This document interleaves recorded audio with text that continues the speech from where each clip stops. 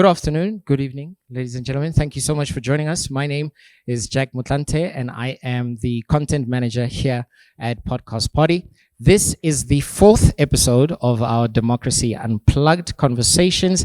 And here at Podcast Party, we encourage, through dialogue, critical thinking, and getting people to speak and communicate with one another. It's all about open dialogue. And this evening, one of our major contributors on the Burning platform, Miss Phumi Mashego, will be our moderator. Thank you so much. I hope you enjoy the conversation. Thank you, Jack. Hello, everybody. You know, when I walked in, I thought people were going to clap and be all excited. So, yeah, that's what I'm here for. But actually, this is, for me, a very exciting show and a very exciting day. Thank you very much to the panelists for agreeing to come and chat with us. But I think the most exciting thing for me is seeing all of you here. Because we are a nice small crowd, which means everybody gets a chance to say something. And I love seeing all of the new young faces. I love seeing the old faces that are friends of Cliff Central and the Podcast Party and the Burning platform. So thank you. And today's panel is particularly interesting and exciting for me because these are the VVIPs of this year's election, actually, because that's what everybody keeps telling us, right? That this is it. This is the year. These are first-time voters this year. Definitely, right? And I'm going to introduce them from closest to me on my left. Shumikazi Radebe is a former speaker of the Johannesburg Student Council, so she already has an interest in politics. She's studying politics at Wits and first-time voter in 2024.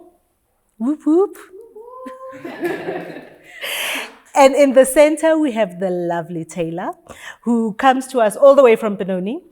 And she is part of the Model UN, so also very used to debating, very used to issues of politics and issues of burning issues and fighting for her ideas. And she has also agreed to come and be with us. Thank you, Tayla. And last born at the far end. No, totally. He only turns 18 in like 2 weeks. So he is like, just made the cut. And Nkanyezi, Ndlovu on the other side, is also a former Johannesburg Student Council member, a very outspoken young person who gets into trouble for some of his views. You're in good company here. Yes. We get into lots of trouble. And I hope all three of you are going to give us very deep insights, I hope, and maybe some of the superficial stuff that everybody is talking about. So, are you ready to vote? No. You're not ready, why not? My intake when it comes to voting with the political parties really does not align me as much as I had expected, because most of the views that come about with the political parties don't accommodate me as the youth. So when I heard of this podcast, it really uplifted me that I'm going to be able to now say it out loud without the fear of contradiction and who's going to say what, basically. So most of the views, they don't correspond with my ideologies. They don't correspond with your ideologies. Yes, yeah. What do you wish you would hear them say? Saving the lives of Black people. What does that mean? What does that mean? Yes. We are facing a lot of crisis, I believe.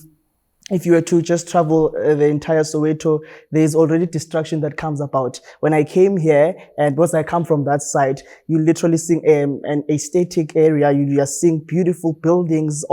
Everything is designed and well constructed. When you get back there, there's... So you think the politicians don't care? Not that they don't care, but they haven't gotten into they don't understand the context, I believe. Okay. Tayla, are you ready? I feel that I'm ready. I think there was a lot of inner reflection that had to go into this voting. First, I needed to identify where my ideologies lie, and then from there work out what political party best aligned with my views. And from there, to me, become a seemingly easy decision in where I think we need to go. And with it being quite a pivotal election, I think the question that needs to be asked is, yes, we have seen change since the new government came into place, but is the change enough? So that's the main question that I still lie with. So what did you do to prepare yourself for you to feel ready? So, I mean, everybody can say go and read all the manifestos, but I mean, that's like 120 pages per political party. And there's so many running in the election. So you can't necessarily say, okay, right, everybody go read them. So first I decided where my ideologies lied. And then from there, I did some research, which political party best aligns with my ideology. And from there, I went and checked out their manifesto to check exactly what they were promising, what their views on the political sphere was. And from there, I could make my decision. Do I think I'm ready to vote? Not entirely. I think that there's still a lot of work to be done on my end. And I think it's my responsibility to make sure that I give my vote. What does that mean, a lot of work to be done? Like, as in, I need to go do my own research, whether it be reading the manifestos, because I mean, nobody's going to spoon feed us this information, right? If we want to see change, we really need to seek for it. So I think for me, there's a lot of work that I still need to do. And I think what helped me the most is joining student activism at school. And, you know, just getting familiar with how things are done, processes that are followed, especially in key decision-making structures that will affect me. So I think, yeah. You know that there are 50 days left. Do you think you have enough time to do the work? Phumi. I read at least 2 manifestos last night. So I think, yeah, you know, we'll push it. But I think it's important that we do that, because where else are we going to get this knowledge, you know? So you all three of you come from an activism space, a debating space, so you're used to... Do you guys think you're special, or are a lot of young people like you, reading, preparing, or are you just anomalies? We are not normal. In our generation, let me tell you that, you know, when you tell someone that you are politically inclined and, you know, you are used to the political spaces, they look at you like you're insane. And I find that quite shocking, and it's disturbing, you know, because these are our age mates. We're all going to vote at the same time. Are they going to vote?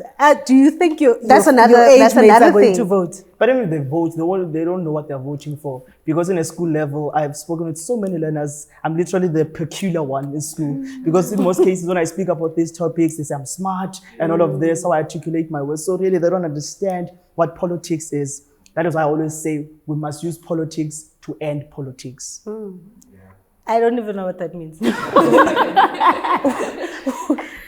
So you want to use politics to end politics, Yes. but what does that mean? It has never worked for us.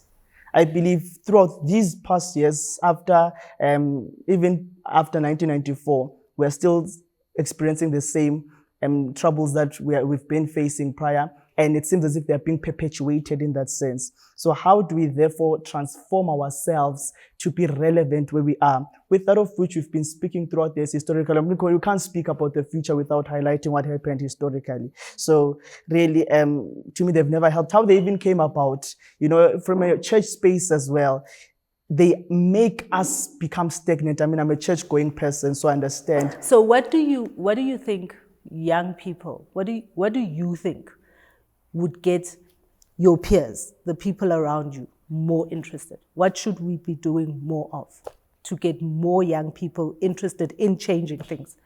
We must speak more about these topics. Not only that, but it must be introduced in the curriculum at school.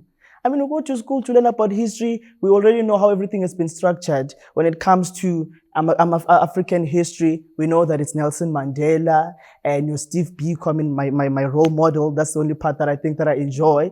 But really, it does not cultivate us. Because when we go to these subjects, most of the teachers have to stick into the perimeters of what they are teaching us, and they can't come out of this. So are they really teaching us critical thinking in a school level?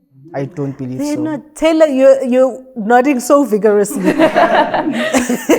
So for me, the biggest issue is the youth is impressionable. So you only need one person to say one incorrect thing and somebody believes it. And that for me is a big issue with the youth, because we have, especially with social media, everything behind social media has an agenda. And the more that agenda is pushed on the youth, the more they tend to believe it. And if that's the incorrect agenda that we don't want the youth following, then we find ourselves in the situation where we're not seeing the changes we wish we saw 30 years ago. Do you think our politicians are good at using those platforms? Leading up to elections, yes. Before that, no. That's the only part. That's the only part. Like all of a sudden, their Instagram is filled with politics. Before that, every now and then there was a post from one of them, and then nothing. And then next month you'll see something from somebody else. Where now it's like you just scroll and you're scrolling, and it almost becomes doom scrolling, because you're just ignoring all of this. Because I try and shut myself off from the social media, especially when it comes to the elections. Because I think a lot of it, as I said, it has an agenda, and I don't want to be pressured into believing that agenda. And the more you watch it, the more it's going to start sinking in. So for me, I'm just scrolling past it, and I'll try to find some cute videos of cats or something to to keep life going. So yeah. And for you, do you think they're good at it, sending their message out? So for me, you see, my issue with the youth is that we are only politically conscious when it's time for elections. And, on a regular day, we don't use the time to get to know who our leaders are so that we can hold them accountable, right? So many people don't know who their ward councillor is, and these are people that are representing us in important spaces. So it can't be that now that it's election season, we're only learning about these people now. And I think it's our responsibility, but it's equally our leaders' responsibility, because why can we not see you? I think everyone knows that the youth gravitates towards social media. Utilize those platforms, let us know who you are, what you're doing for us, and why we should vote for you. Is there someone that's exciting right now in the political landscape? I'm not going to hold you to it. I know your vote is your secret. I know.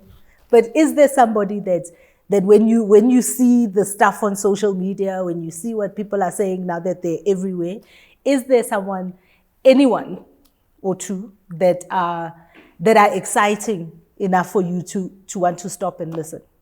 Yes. And Limkutamba. Is it? Yeah, the PLF, Black First, Land First. He's not on the panel. But he's not in the thing. So it would be Malema then in that case. Okay. Tell me why. I think he addresses he's more radical, and he addresses most of the topics that really center around my ideologies when it comes to being black consciousness, and also my political views as well. But really, in most cases, he recedes from what he's supposed to be implementing out there. But really, he speaks for the blacks, and he's shown himself by doing that. Even attending court cases, I remember I watched his court scene, the entire court scene, and I can regurgitate what he was saying. But most of his political views, I support them. Some I don't, but most I do. Is there anyone exciting for you guys? It's tricky. That says a lot. It's tricky because I think we need to establish if we're being educated or if we're being programmed, right? And what I always say, no, honestly, because what I always say to people is that you won't always agree with the policies or whatever that party makes that you're in support of, right? And it's important that you don't always agree. Because if you always agree, then something is wrong. You need to exercise your agency and be like, this policy I don't agree with. Maybe this can be improved, right? So it's that thing of, are we being educated or are we being programmed to accept whatever is being thrown at us? And it's very difficult for us as young people. And that's why I think we need to start questioning them, So is there anyone promising? I mean, there's a lot There's of a new lot. parties. There's a lot of new parties. This year, we've got the highest number since 94. In 94, y'all weren't around. But in 94, because it was new, right? So there were lots of parties. There was KISS, there was Soccer Party, there were all these parties. And this year, again, we've seen, once again, a very big kind of push with lots of new parties, with lots of different ideologies out there. And I'm wondering if none of those people are exciting to you, even the obscure ones? It's not that none of them are exciting, right? That's why I'm saying that for me personally, I think there's still quite a lot of work that I need to do and weigh out my option and see which party speaks to me, you know, not just as a young person, but as a Black person and as a woman. I need to look for a party that seeks to enhance my interests. So I think, Okay, that's okay. I get it. Okay, but what about your families? What about the old people in your families? What role have they played in kind of shaping the way you are thinking about politics or who you are thinking of voting for? So, my dad is very into politics. He was a student activist in his time, and he used to work for government. So I grew up around a lot of those spaces. And I think most of my political socialization was done through my father. So my father has always been ANC since the very beginning, right? And so have my grandparents and a lot of members of my family.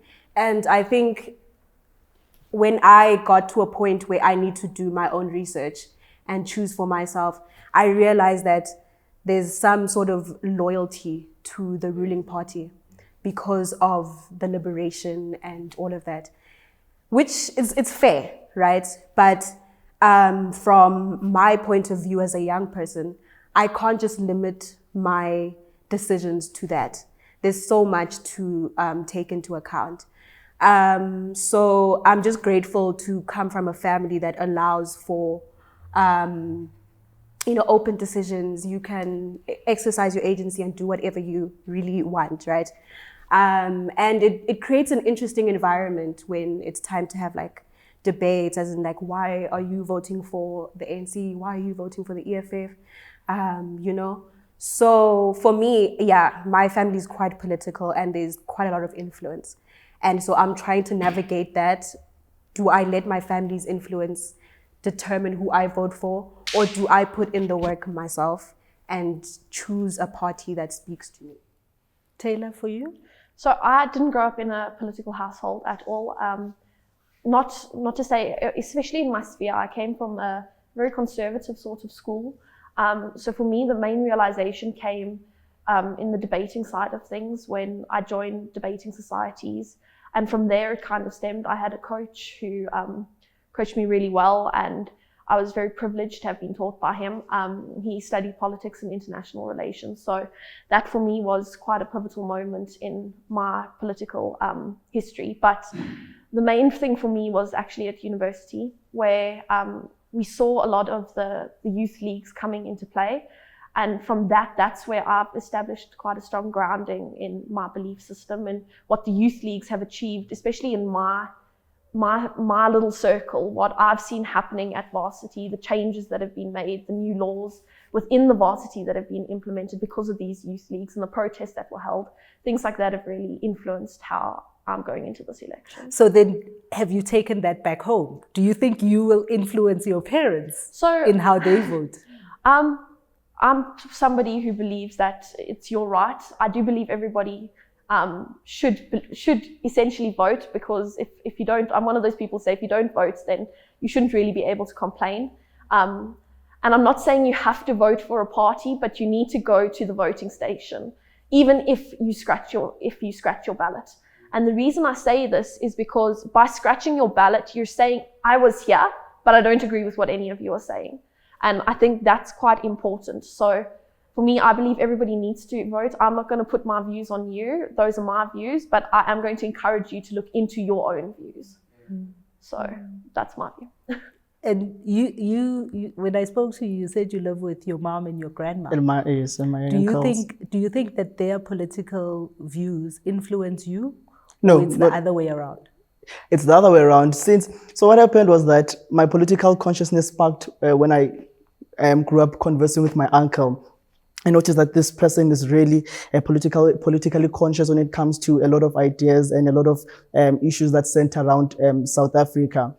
And he taught me a lot when it comes to Black consciousness, giving me pieces to read, and also just having cordial conversations with each other, and also opening up for debates. So you find that when I even entered the Johannesburg Student Council, I would go back to him and I would refer to him as well to give me some of the pointers as to what I need to say. But I realized that I am passionate when it comes to this. Because at home, most of them are ANC. My grandmother's ANC. So when I speak about these topics, it's taboo in a way. They dismantle them. Are you radicalizing your grandmother? Yes. But she'll always tell me about Ramaphosa this, Ramaphosa that. So you find that politically we don't meet on one aspect. But in any case, I was bred by my uncle when it comes to how I view things, and I seized to take the opportunity to find more, do more diggings. And when it comes to compelling them as to what they're supposed to vote for, I'm very much that. I'll tell them, no, you must not vote for this. And with me, why should I vote if it does not correspond with my ideologies? So I don't want to vote at all when it comes to that. I believe that I would be lying to myself, and really there are many things that we need to cultivate and prepare ourselves for, and understand what we are articulating when it comes to that of which we want to, when it comes to change, and a lot of things that will promote us, especially as a Black majority, because we need to be specific when it comes to that. But in any case, my uncle is the one that really gave the spark. Would you join a political party? If PLF was part of it, I would definitely join. But other than that, they're not. So are you gonna capitulate to say because they're not there, you're not gonna do anything about it? But in any case, like I said, we need to use politics to end politics. So most of the things. Most of the topics that I would speak about, you find that sometimes they are controversial in some of these political parties. But one thing that I noticed, I attended once an ANC youth league. You find everything there. There's communists, there's capitalists, everyone is there.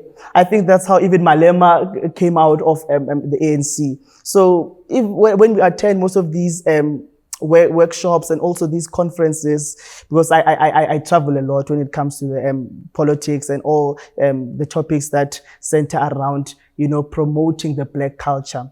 But I noticed that they hold us back in some way. So we really need to prepare ourselves more and just find who we truly are, understand who we are, then we can start joining any political party of choice. But I know myself, so none of them really back me up. Sounds like he's going to start one. Yeah. So I do want to open up to I've got lots of questions, but I don't want to monopolize the discussion.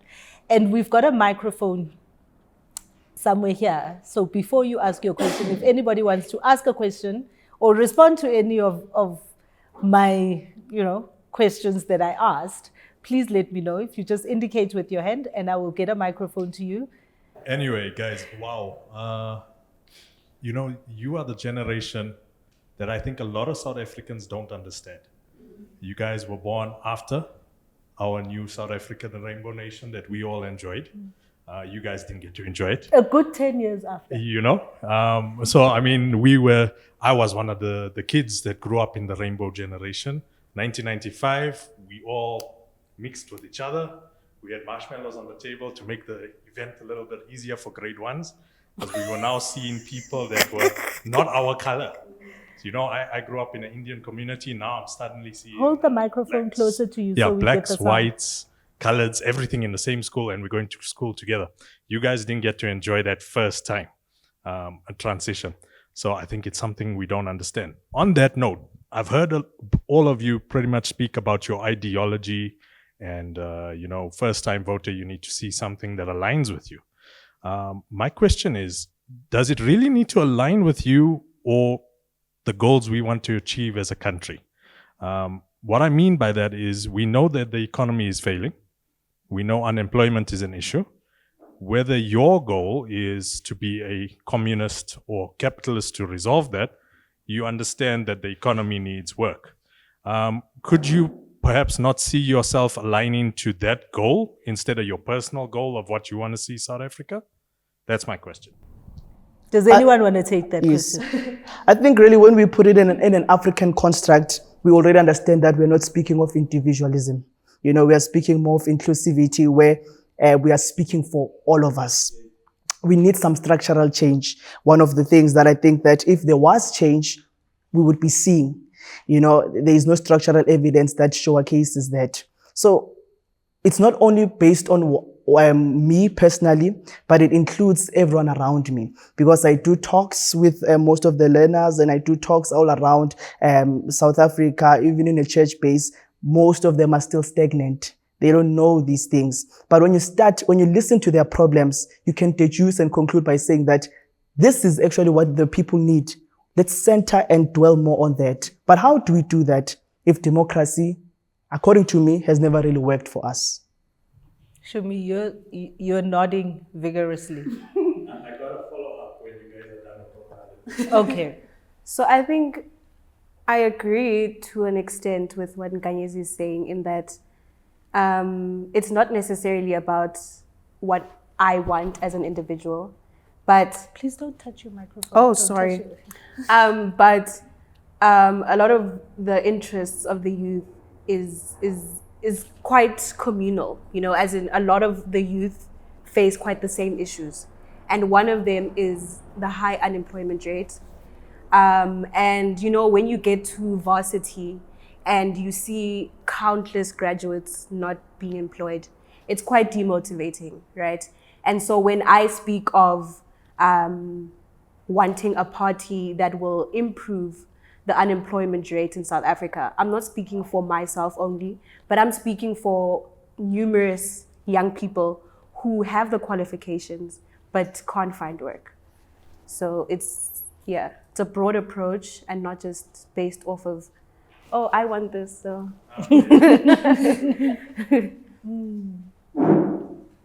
I just wanted to add on what Nkanyezi said, right, regarding the chaos that we are currently having. So my name is Tato Munaring. I'm from the south side.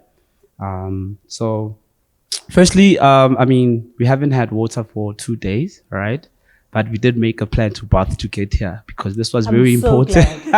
We did make a plan. So the number one thing that I strongly believe is causing this chaos, firstly, is the people that get put into positions in either the offices where they're supposed to work for the people, just because you know how to say comrade or chief, and you get placed because, firstly, these people, they lack accountability skills to firstly account for the mess that happens, for skills, and for example, just having to make things go according. We've had a crisis of water before, and there were water trucks that were dispatched. You understand, it's happened before, and they were supposed to have been ready for a chaos like this to happen. But then it seems like nobody knows what's wrong when there is actually problems that are happening, and these are affecting people on the ground. There's grannies that are struggling, or kids to point A, to get water. And I also feel that we really need to use politics to change this. You understand? We really the youth needs to wake up. You understand? It's in our hands to take charge. It's so painful to find someone from a different area or a councillor in a particular area that they are not even aware of, or they're not aware of the challenges that the people are facing on the ground. You understand? So, Tato, so I have a question for you, because you're agreeing with Nkanyezi. Yes, ma'am. And when I asked him if he'd join the party, he said no. My question for you is slightly different. Okay. Would you put your hand up to be in the council, to be a councillor, to be a worker in the municipality? I discovered I wasn't always into politics. Politics wasn't always my thing, but then as a youth within my area, I took a stand upon myself to want to do something to make change within my community. Hence, I went back when I said change needs to start with us. So, for example, I was one of the people that would be like, this is not happening, this is not happening. And then I took a stand because there were also challenges of drugs within the community. I mean, our youth is perishing. So you're a community activist? Yes, I am. I am. And the reason for that is to also try to get the youth also in standing up, in making the change within the community. Because I remember I started a hiking club. The reason I had started my hiking club was to try to get the youth off from the streets, because, you know, there's lack of basic stuff as well. Also, like, there's certain things that we don't even have within our areas, like I don't want us to get only into mired in just your particular area, because there's a lot of other people. Yes. So you are an activist. Yes. And do you find that it's easy to get other young people interested? Not at this stage right now that we are at. It's because the youth have lost faith in the people that are leading us. Okay. If I can put it like that. Okay. So the people that are leading us, the youth have lost faith. And the youth also don't.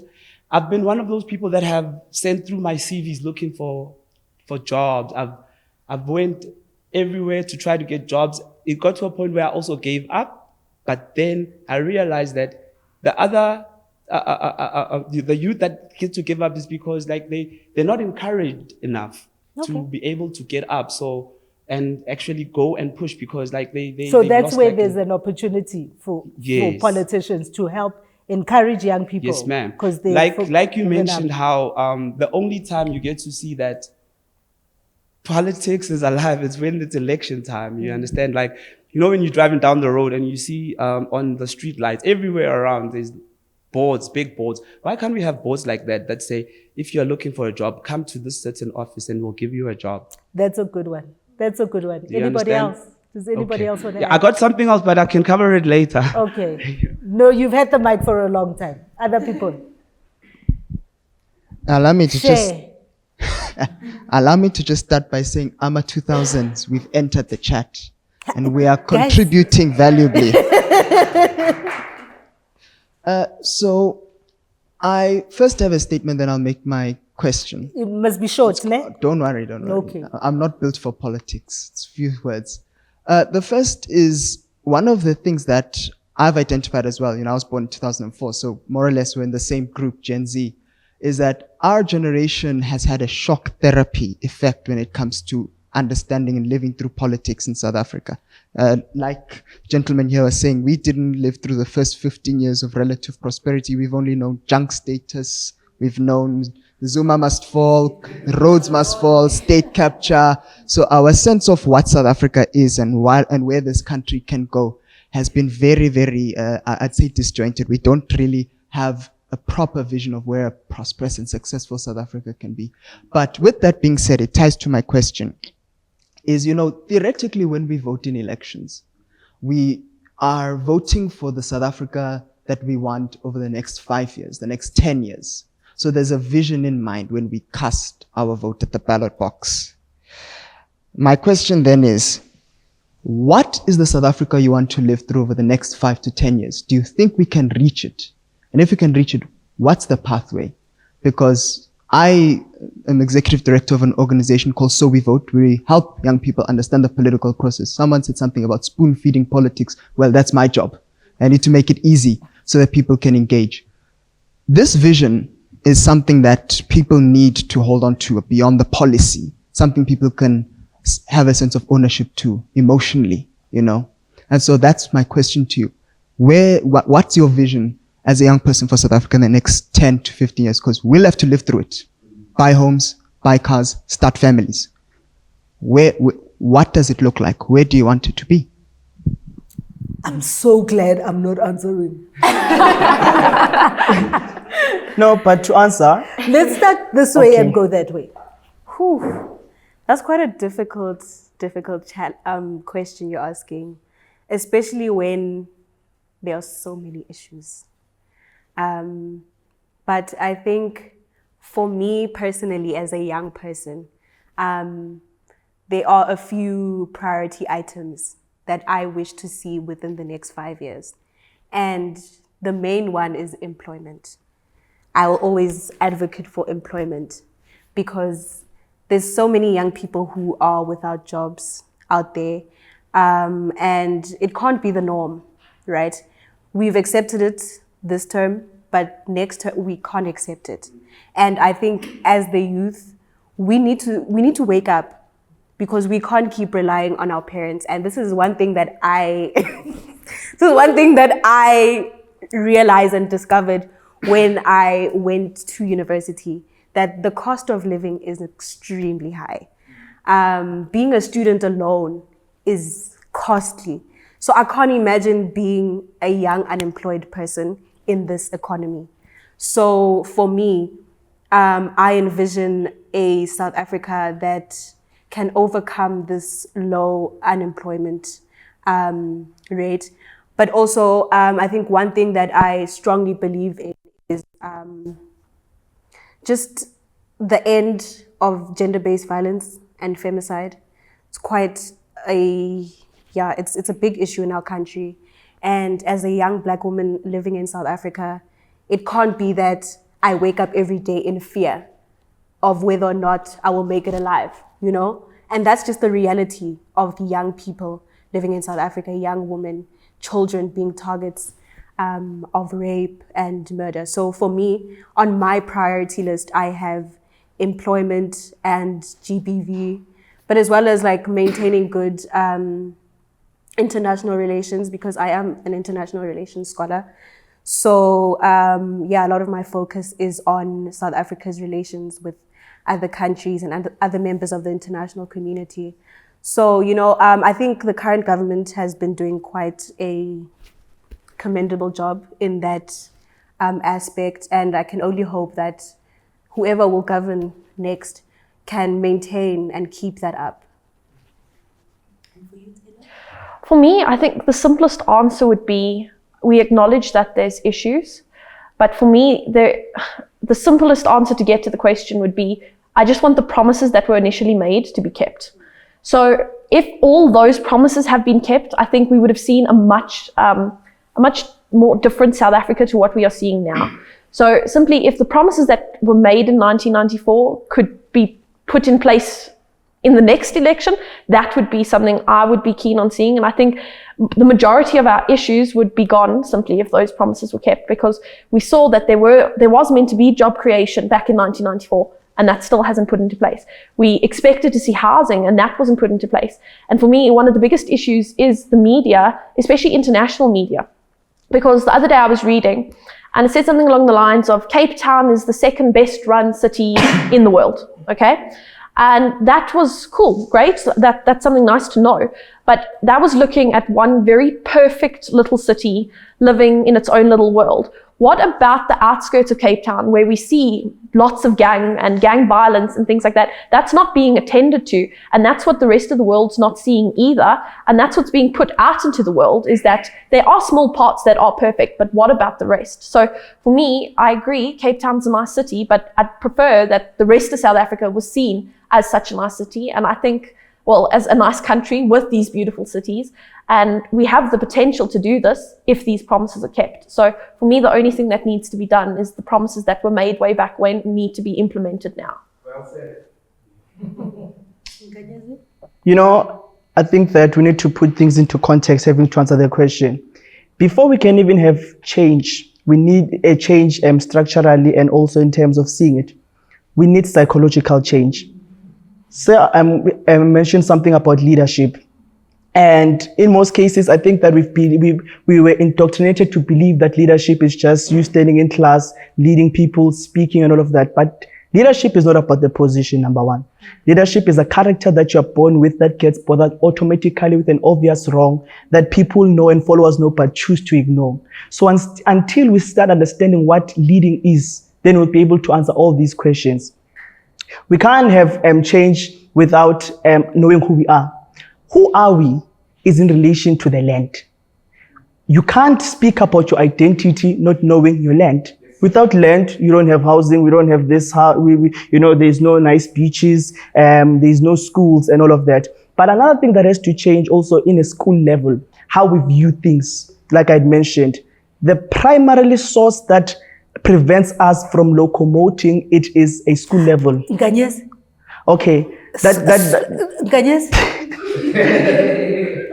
This is where I have to pull Sis Phumi on you. Sorry. I need small words, Baba. Small words. Locomoting.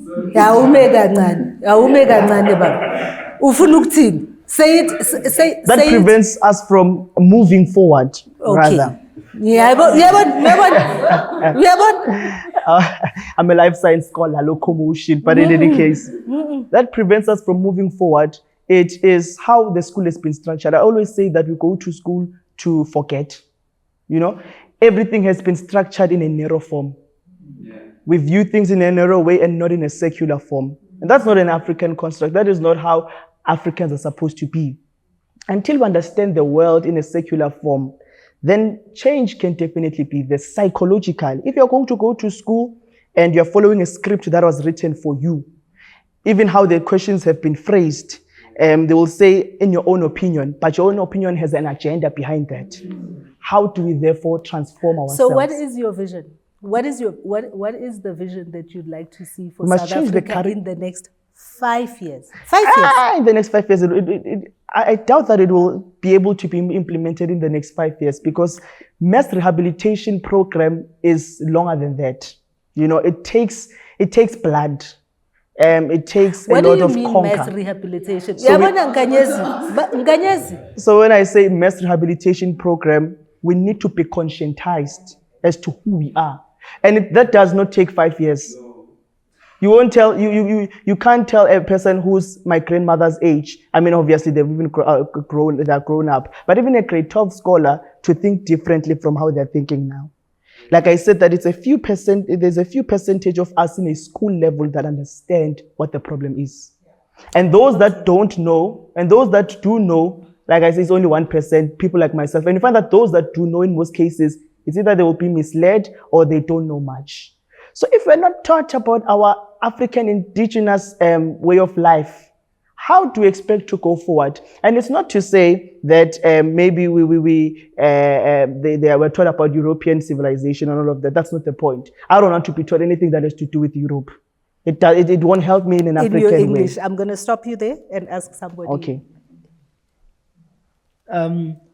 Please hold the microphone close to you. I'm a scholar at St. David's Mastinanda, meaning I'm surrounded by students who have opportunities to leave this country whenever they like, technically. How do you plan to convince those people of that youth group to vote and stay in the country and help fix our problems currently? So I think that's a very good question. And if there's one thing I've realized about student activism is that, so I think that as the youth of this country, we all have an obligation to be involved within different political structures, right? And in whatever way or form that may be, right? So a lot of the activists that you see that are working on the ground, are people who understand the movement and the need for youth to mobilize, and bring about change. Whereas the people who sort of say, I'm apolitical and I don't like politics, whatever, are people who are privileged enough to take that stance, right? It's a privilege to say that, I don't care about politics because whatever. It's a privilege. I think we need to understand that it's a privilege to be apolitical because it means that you are so out of touch with reality and you are afforded the opportunity to not have to stress about various issues that people would ordinarily stress about. So I think for you, it's quite a tricky one, but it's possible. I also went to a school that was not necessarily political, and there weren't many outlets, for activism and for debates and, that platform to start these conversations. And I think once you branch out into the real world, and when I say real world, I mean uni. It's a small real world. Tiny. You are exposed to so much more, You're exposed to so many different people, so many different experiences, and that sort of helps you determine your stance politically. You don't have to come from an underprivileged area or community to be politically active, right? Or to advocate for issues that others don't have the platform to advocate for, right? And I think for me, that's my leadership module. I aim to advocate and be the voice to the voiceless, the voice for people like me that don't have the platform, to bring up issues, start conversations. So I think for you, I would advise you to find yourself in the political space, if that's what you want, and establish what your role is, what you want your role to be. What is your contribution to the youth? What is your contribution to the political space and student activism in general? For me, I think if we're basically saying in order to prevent immigration, right, it needs to be a ground level up situation. It's all very cool having our president come and give a very nice State of the Nation address, saying what he needs to say. But we need to see this firstly in student activism, or as Nkanyezi said, something needs to change in the curriculum. And it's a simple thing like, for example, the life orientation curriculum, right? Every year there's an essay and everybody has to write this essay. But the essay that we have to write, we've already been told what view we need to take. And they've told us it's the textbook's view. It's not our view. And that's something that's a simple change that could be made is instead of making it, okay, let's write what the textbook says, let's write what we think. And that's just one way of giving the student a voice. So I think if we can firstly increase the student activism within universities, something within schools that gives people a political outlet, they'll be more inclined to understand why they have this political outlet. And from there, we can establish that they should then be intrigued by the political outlet. And that would then enable them to do their research and, like you said, to find their identity. And maybe together that way, they can get more involved within the political sphere.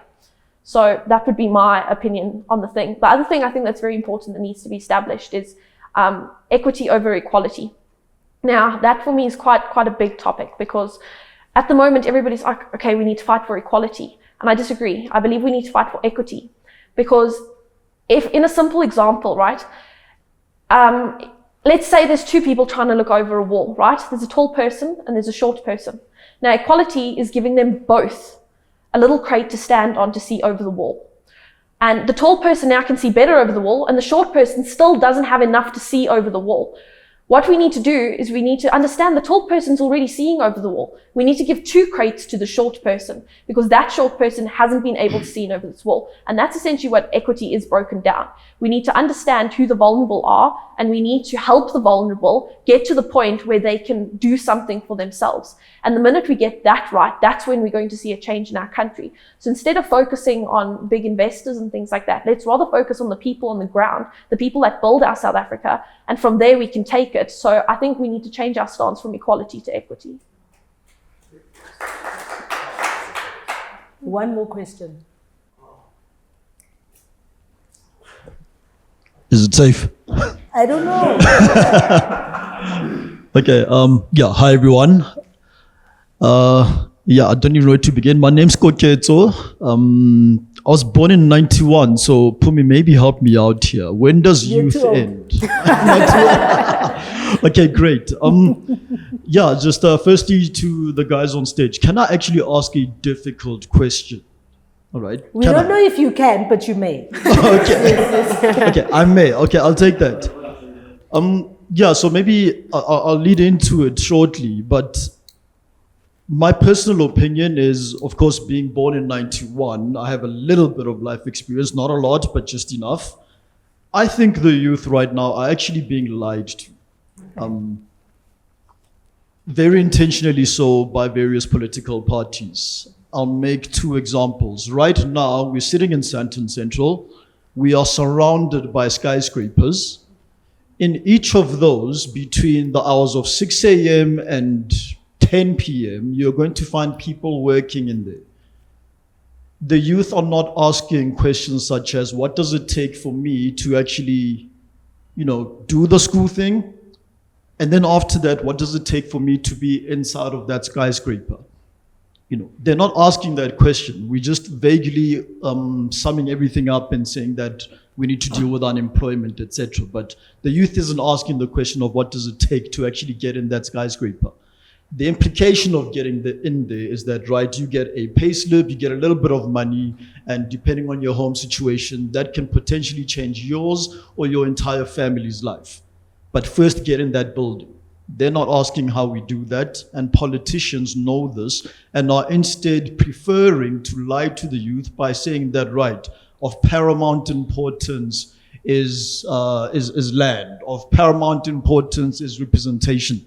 None of that stuff will get you in the building next door so you can get an income and feed your family and potentially change their lives, right? So that's the first point. The second point here that I actually want to bring up is that if you look at let me call it the population pyramid. Now I've done a bit of geography. If we look at the population pyramid, right, there's a hell of a lot more young people than there are older people, right? This means the youth are a prime target for anyone who has a political party and is having ambitions to get into parliament. So before the youth cast their vote, right, I would like the youth to actually step back a bit and imagine the country they would want to live in. Not the country that is promised by those who are wanting your votes, but what you actually want to wake up to each and every single day. And when you ask yourself that question, it's fairly simple. It's not a revolutionary idea of everyone will have this. No. You actually personalize it, and you want to wake up in a nice warm bed if it's winter, a nice cool house if it's in the summer. You want to have a good breakfast. You want to have your favorite cup of coffee inside of a Le Creuset mug. You want to wear the brands that you want to wear, and you want to have enough money to drive yourself a C-Class Mercedes and go to Durban in December for holiday without having to blow the bank, right? So with that said, right, the question then is, how do we get there? But my question to you, which I said I'd build up to, why aren't we hearing these questions being asked of our politicians? Why is the youth in particular so easy to, I don't want to say manipulate, but really, why are they so easy to lie to? It's too late for them to lie to me. I'm 33 already, so they clearly can't lie to me. I've got roughly 11 years worth of work experience. So I don't matter anymore to the politicians, but you do. So because they are more willing to listen to you than to me, why aren't you asking these questions? Yeah. Koketo, can I hijack your question because it was so long? I forgot the first part of it. And I'm serious. Yeah. That's the thing about asking questions. You must get to your question quickly so we remember. My bad. So I'm going to hijack your question because I get the gist of what you're saying. Go ahead. If you were to choose two things that are the most important things in your life, that if the country were able to provide those two things, what would they be? Two things, each one of you, just two things that you would say, we've got a good country. If the country did one, two. I think a stable economy, because we're all affected by the economy some way or another.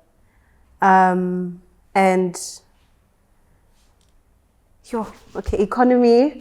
Okay, I'll come back to you. Yeah, please. For me, working infrastructure for starters, and secondly, Tayla, infrastructure. Like okay, no potholes, Okay. no water, electricity preferably. We've become used to, I don't remember in my There was a lifetime. politician in the UK who used to say that politicians drive on infrastructure, the rest of us drive on roads. So for me, like pothole-free roads, water that's delivered to everyone, electricity that's delivered to everyone. I don't remember a time in my life when load shedding wasn't a thing. I must have been 4 when load shedding was implemented. So there's always been load shedding. Load shedding's just been a thing. So for me, if we could have working utilities, let's go with that, working utilities, and then employment. If we could curb the unemployment problem, then I think we'd be able to see the economy that you're hoping for, because everybody's contributing to this economy. Okay. And from there, we can take from there. But we can't have employability unless we have, as I said, the infrastructure. Because if we don't have ways of getting to work, if we don't have ways of having the transport necessary, if we don't have everything that we need to be active citizens within our country. If you don't have the electricity to make the coffee, then right. If we don't have the active citizens, we can't have an active economy. So I think if we can, start from the ground, let's cultivate the land. Okay. Two things. And it goes back to what I've said: psychological change and economic change. People think how they think because they were socialized to be like that. To say that. And that's what we have been programmed actually, that you must go to school, you earn a job, and then you get paid a salary. Which is a problem in a way, because most black people, and we need to be specific in terms of race, because there's one particular race that is being affected in all of this. Most black people I disagree with you, but I'm going to... You disagree with me? I disagree with you, but I'm going to... No, it's okay. Continue. The reason why I'm saying this is because once we acquire knowledge as black people, especially, I'm going to make an example, those that live in a township level. Once they acquire knowledge and they're exposed to the necessities, to the Western lifestyle, they move out. Why do they move out? They move out because there is a problem. Even when it comes to most of our presidents and our leaders, they will never take their peoples and their families to a government hospital, because clearly there's a systematic problem that compels us from progressing forward. So to say that we need to go to school and then go into Transnet and all these companies, it's to me it's an understatement, because once we tap into how we think and we cultivate that and we change it, then there will be change. But unfortunately, we're going to be stuck where we are, because I'm not going to move from my township and go live in Sentin and say I'm better than them. I'm still part of the struggle. The reason why we move out is because once we've seen that we've been exposed to all these goods, we see ourselves better than those that we left behind, which is exactly what the politicians are doing actually. Where there is correct, so where is highlighting that. Once they acquire money and they live in and they've seen all good life and exposed to a Western lifestyle, they move out of the community. Why are you moving out of your community? Okay. Help your people. Have you thought about your second thing? Yes. I think it would have to be service delivery. It's undermined, but it's so important. And that's why we can never hold councillors, leaders accountable, because we don't know who they are. And that's why we just accept, bad service delivery or lack of service delivery. So I think, service delivery and a stable economy. Okay. I'm not going to let you ask your question. And if I've got time, I'll come back to you. Martha, you go. Thank you. Yes. Thanks. My name is Martha. Don't worry about my age. So I've lived through apartheid, I've lived through 94, I've lived. The question I have for you guys, which I don't think any of you touched on, and it concerns me, is corruption. You've actually not said anything about corruption. What are your views? Because the bottom line for me is that this country is in a mess that is in. And all these issues you're talking about will never happen for as long as we have corruption. You talk service delivery, it's not going to happen. You talk land, it's not going to happen. You talk infrastructure, all sorts. It's not going to happen for as long as we have corruption and at the scale at which it's happening in the country. You guys need to take the stand. And you guys need to actually speak up against corruption. I've done my bit. I'm still doing it, by the way. But the bottom line is that I need to hear it from you. But nothing has been said. It concerns me. We go into elections. You spoke 50 days. What are we saying about corruption? To answer that, we need to take things into context again. Does it bother you? It bothers me a lot. Does it bother you? Does it bother you? 100%. Okay. We need to understand what results into corruption first before we can change corruption. The reason why we are corrupt or people undergo corruption, it is because there is poverty. So people, once they're exposed into these elements, they end up misusing that of which they've been given. And in a way, I'm seeing they're nodding there, but in a way, corruption will never end when it comes to that. Systematic change is what we need. In that way, corruption will also be combated. So we can't speak about corruption without highlighting the issues of the fundamental issues which center around systematic change. Okay. So, stop. Tayla? I disagree to an extent. For me, it's I understand the point on corruption and where it stems from, but I think the level at which we see in corruption is not of that.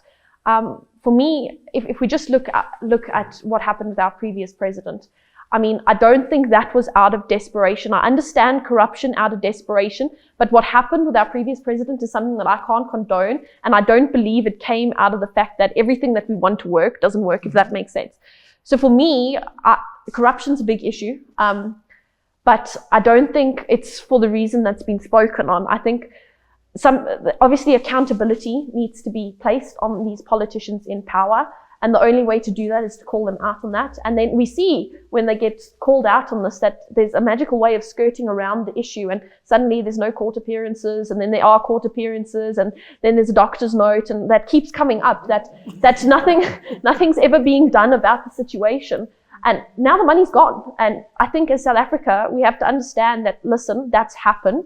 The money's gone. The money that we got during COVID-19 that was meant to help citizens is also gone. And I don't think we're going to see that money again. So that's my personal belief. I don't think the money is ever going to reappear.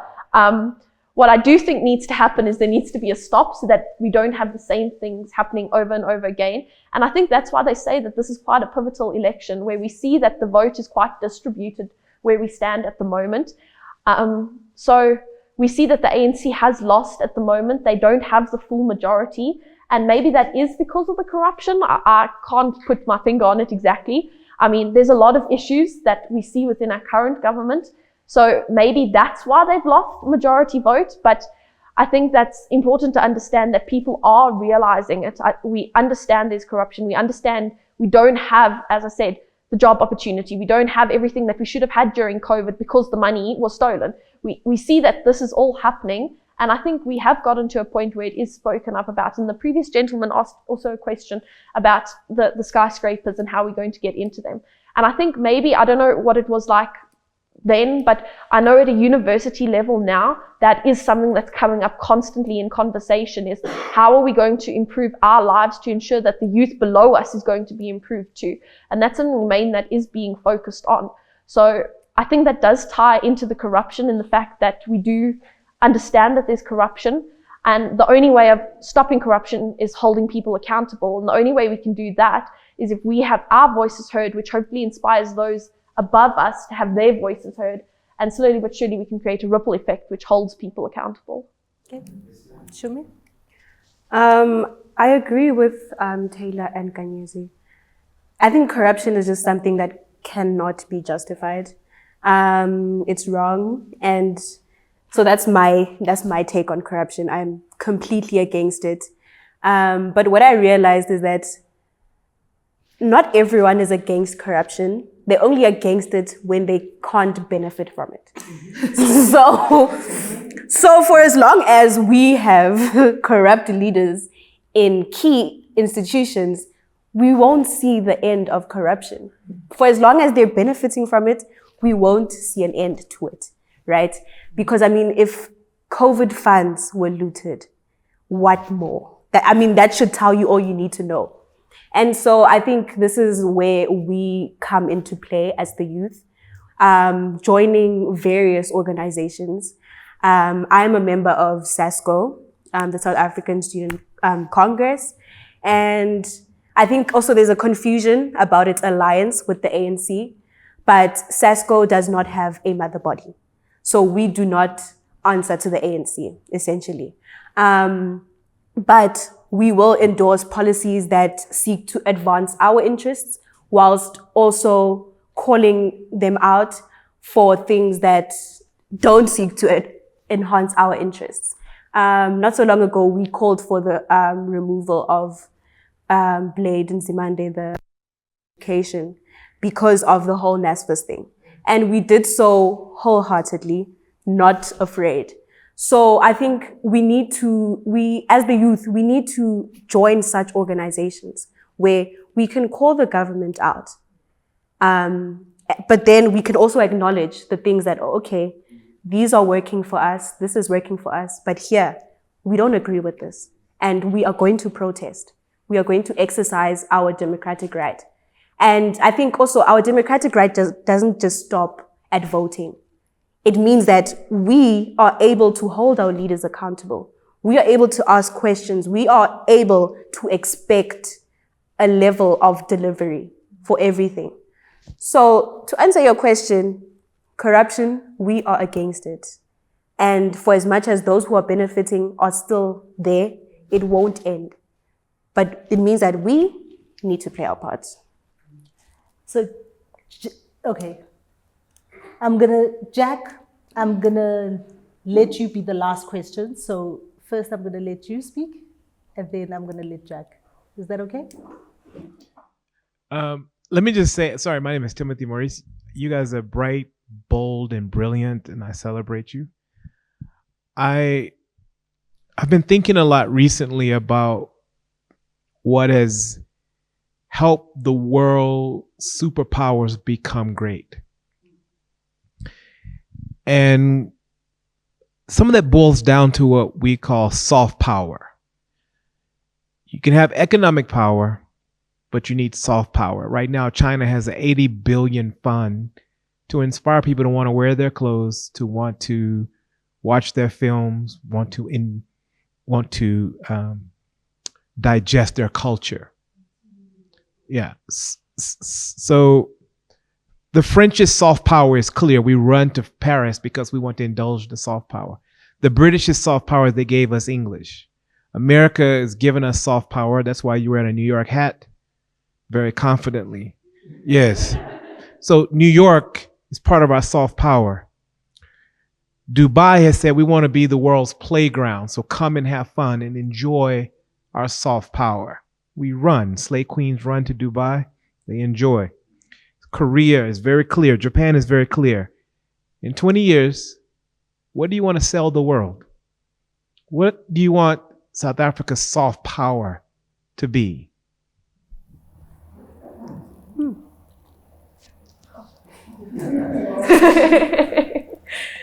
Guys, that's a devastating question, Timothy. Yeah. I'm waiting for them to speak, then I'll take it on. Yeah, let's start with you, Miss UN. Okay, so something I think that is quite simple. In just something is South Africa. Often you hear you'll see Facebook. There's these interviews and they're like, "Where's South Africa?" And they tell you it's by Egypt and we're next door neighbors. So firstly, I think we need a global presence. And it's something as simple as the food industry. You can go out and say, right, we're going to get Thai food tonight. Or we're going to get pizza or pasta from the Italian side of things. When, I don't know, Burger King, that's predominantly American. So is McDonald's. We see Texan-style food infiltrating from all over the world. Something simple is, across the world, I have yet to hear of a South African restaurant. When do people ever say, tonight we're going to go get South African? Okay, it's just something simple that's one part of our culture which I believe we do quite well. Everybody has their barbecues and whatnot, and we have our braais and our shishinyamas, and all of those are things that should be shared with the world, and it's something as simple as that's not. But that leads back to the point of the only way to do that is to get people to leave the country. and to spread that. And that kind of contradicts my point on what I believe in, that people need to stay here. So in order for us to keep our resources to ourselves, to better ourselves as a community, we need to ensure that our resources stay within our country. We see, like, say, for example, our healthcare professionals, they're going all over the world and bettering other countries' healthcare systems. And they don't ever come back to South Africa because the Western life is just too good. And our life doesn't lead up to that. So in one stance, I understand exactly what you're saying, in saying that we need people, we need South Africa to become recognized as a global giant. And we've got the resources to do that. We've got the mining industry. We've got the fields to grow the crops that we desire. We've got everything. We've got the climate. We really have the ability to be a global giant in the world. But the only way of doing that is ensuring that the people leave the country and they come back. And we need them to send the resources out and to bring them back. Something like Starbucks. Every time we buy a Starbucks coffee, some of that money that we have here is not going into our economy, it's going into America's economy. And that's one thing that we could do simply, is support local. So the more we support local, the more we support local entrepreneurs, the more we're going to see improve within our own country. So for me, simple answer, support local. You highlighted something very important when you said that all these superpowers have soft power. And I think that we can conclude by saying that they got even that soft power through acts of colonialism. When you mentioned your Britain, your Europe, and also how America is also is building up with that of which it basically benefits from Africa. Africa, we have been blessed with a lot of minerals, to the point that there's really no need to even go to all these other places to advertise ourselves. They come here, they take that of which was in our hands, and they feed us. How do you feed us with something that's of us and you take full ownership of it? So how do we therefore promote soft power if the soft power that they are essentially implementing in African countries was basically extracted from those African countries? So there's really no need for us to even be promoting ourselves in all these other outside of Africa. We need unity as Africans. And once we build that, all these superpowers will actually realize that now they know. And now that they know, there's actually going to be change. But they're scared of that. Not only are they scared, but black people themselves are also scared to come together. So what is unity if we are still constricted and prevented from going to Zimbabwe? Find that if I have to go to Zimbabwe, I need to use a passport, but in Europe, I don't need to do that. So these soft powers, they've gained them through acts of colonization. Nkanyezi, so what do you think South Africa's soft power can be? What South Africa's soft power can be? Yes. I mean, I believe that we already have that, which is our minerals, you know? So we can, if we have an economic base, that we use that of which God has given us, and we use it in a way that involves unity as Africans. And then we can start maybe having even trade, but there has to be one factor that is known, that this one, they are the main producer, not the other way around. Okay. So the overwhelming opinion of people in my age group and higher is that you guys are a generation of soft, coddled little babies, and you're always complaining. I'm sure this is not the first time you hear this, right? Now, Koketso, it's not a fact, it's an opinion. Stop it. So that opinion that older generations have of you guys, how has it made you look at the world? Do you guys feel like you are up against it as far as the perception of you is concerned? You're up against it as far as the structural situation of the world, in terms of you were told that you must just go study and you'll get a job, and then no job. Like, what do you guys feel is the way your generation needs to be viewed? You're not these babies, you are actually something else. And what is that something else? I think our generation is quite a difficult generation to understand, because we've experienced so much in such a short period of time. So we've experienced COVID. And for a lot of us, COVID came at the onset of our higher years in high school. So we really missed out on that experience. But also there's now AI, technology, there's so much being thrown at us that we don't know. And I think a lot of young people, a lot of people in our generation find themselves in quite existential crisis, myself included. There was a point where I was like, oh my goodness, what is going on? Where am I and how do I fit into the society? Because there's so many external factors that are playing a role. So we are quite a generation that's difficult to understand because the way we've experienced the world and our community and society is very different to our parents, our grandparents, and all of that. So I think if we weigh in those external influences, it can explain why we're perceived to be quite lazy and all of that. And I think that's my biggest issue with my generation. And this is something that I'm pushing for within my circles, that guys, we can't be complacent, rely on our parents, rely on the government. At some point we really need to take a stand in whatever way. I'm not saying now go join a political party, but familiarize yourselves with different structures, different people, just to make your experience in this community a better one. Sam mentioned a very serious issue, actually. It's a very serious problem that we face. It is a problem of ageism. And I think that is not even the youth that right now we are the only youth that is experiencing it. But back in the days, my mother was even told that at this age, you're not even supposed to be speaking about this. Back in our times, we used to just play around. We didn't see the world for this making. So it also prevents most of the youngsters from standing out. They have to stick according to a particular program, like I said. So that in a way, it demotivates most of us, because not everyone is going to be like Nkanyezi. Because every day at home, I'm told that don't say these things, don't speak about these things. And sometimes you feel as if there's a level of insensitivity starts to increase between you and your family, to the point that if you continue speaking about these things, you're not going to get this, and that. So now I have to reduce myself to their level. So we really have to reduce yourself to their level.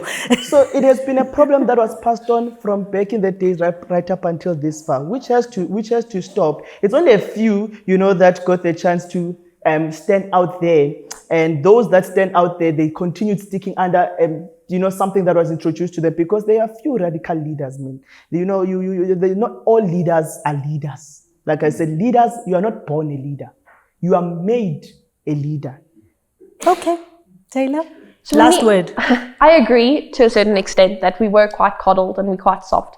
And the reason I say this is my parents have always said, I had to walk to school, and I had to go to the library 3 weeks in advance to ensure that my projects were done on time. And you're so lucky you can just do this. And if you forget your project at home, you can just email it to yourself through this device. And I don't believe that that's our fault. To me, it comes down to technology and the use of technology. Technology's progressed. It's come to the point where everybody has access to transport. So we're not walking to schools, and we haven't become such a small community. The community's become bigger. I understand there are still people who have the ability to walk to school and who have to walk to school because that is the only mode of transport for them. But there are people who are now able to live in a different city and go to a different school because we have the ability to do so due to the transport and the technology that's been made available to us. So in that sense, I understand why it is said that we're a softer generation and that we didn't have to go through the hardships that our parents did. In saying that, it doesn't mean that we're not afraid to speak out.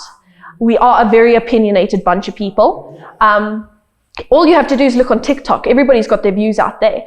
So that's just one way in which we express ourselves. We didn't have to write newspaper reports in order to get into the newspaper. All you have to do now to be seen is record a video and go on TikTok. It is a lot simpler for us to get this right.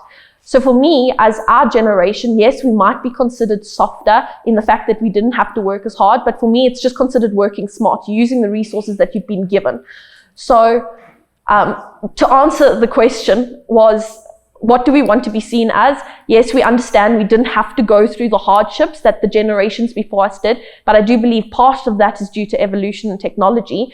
And from that, I think just because we didn't suffer the hardships, we've experienced different hardships to what the previous generation did. I mean, you didn't have to deal with the issues of technology and the cyberbullying and just basic things like that, and how technology greatly impacts our lives. Something like AI, 8 months ago didn't exist. Now you can do your homework. You just scan in your worksheet and AI completes your homework. That's something that is making the current generation even lazier than what we are. And I think it's not necessarily being lazy. It's just working with the resources that have been developed for you. So that's my opinion on it. I think we're just learning to work with, and we're quite an adaptable generation. We came out of COVID okay. I think we might be an interesting bunch because of it, but we're still here. So for me, we're adapting to what we've been given, and I think that's what we want to be seen as. We're an adaptable bunch of very opinionated people who believe that their opinions need to be heard. So that's how I would like to be seen as a generation. Wow. Wow. I think that's a great place to end, because I'm quite certain that the first generation that had electricity after fire probably felt a little bit like this too. So thank you very much. Thank you very much for putting yourselves up here and allowing us to probe and prod at you. And thank you for sharing all of your opinions with us. Thank you to all of you for coming and being part of this conversation too.